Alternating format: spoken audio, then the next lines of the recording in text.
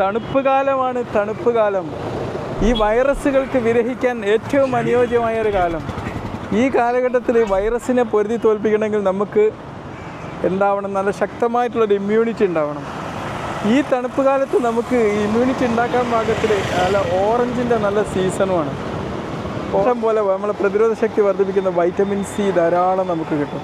അപ്പോൾ ഓറഞ്ച് നമ്മളും കുട്ടികളൊക്കെ ഈ ഒരു സീസണിൽ ധാരാളം കഴിക്കാൻ വേണ്ടി ശ്രദ്ധിക്കുക. ഒരു ഓറഞ്ചിനെ കൊണ്ട് മറ്റൊരു ഗുണം കൂടിയുണ്ട് കേട്ടോ.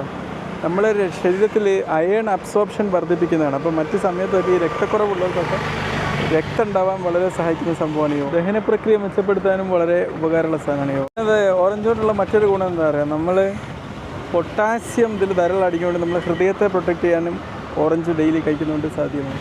പിന്നെ നമ്മുടെ തൊലിയുടെ ആരോഗ്യം വർദ്ധിപ്പിക്കാൻ നമ്മുടെ തൊലിയെ എപ്പോഴും ഹൈഡ്രേറ്റഡായി നിലനിർത്തുന്നതും ഇതിൻ്റെ എന്താ പറയുക ആൻറ്റി ഓക്സിഡൻറ്റുകളും ധാരാളം അടങ്ങിയിട്ടുണ്ട്.